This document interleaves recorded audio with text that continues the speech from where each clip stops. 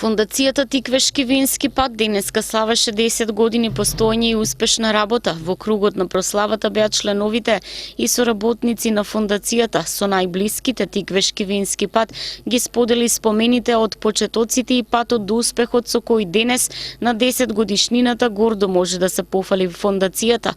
Виновникот за незиното постоење, успесите и она што денеска во Македонија и Вардарскиот регион значи вински пат е токму директорот на фондацијата Виолета Јанкова. За Јанкова целта е постигната, но во свој стил нагласува дека има уште многу работа и уште многу проекти и планови кои предстојат за реализација. 10 години не е голема бројка, меѓутоа за некој кој што работи и согледувајќи ги резултатите кои се за таа 10 годишна бројка, за мене значи многу. Навистина многу и сум пресреќна што и вие сте дел од таа прослава на 10 годишнина на Тиквешки вински пат. Основната цел на фондацијата развој на винскиот туризам веќе се остварува за тоа што успеавме да станеме еден од приоритетните видови на алтернативен туризам во Републикава, значи во стратегијата за развој на туризам сме ставени како приоритет. Исто така во Вардарски плански регион во стратегијата за развој на туризмот е винскиот туризам број 1.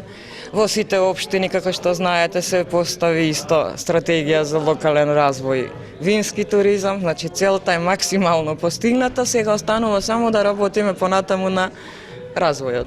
Па до сега имаме три објекта, значи кои што стојат и ќе останат за наредни, ако не 50, ама 3-40 години сигурно ќе останат за нас.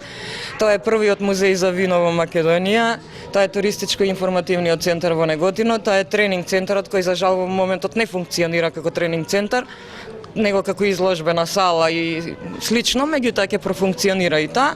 И четвртата зграда е во најава. Значи, очекуваме до пред нова година веќе да знаеме.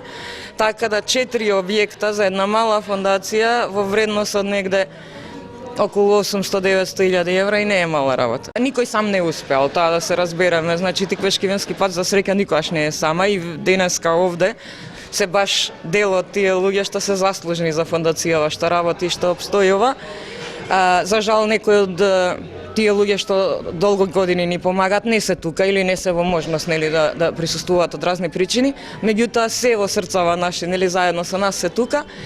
И уште повеќе мрежата на вински патишта на Европа. Значи и мрежата на вински патишта на Балкан, значи дека имаме соработници од секаде, не само од Македонија. Главно ни е значи до регистрација на Интервитис Балкан мрежата. Повторно влеговме во бордот на директори на Интервитис Европа.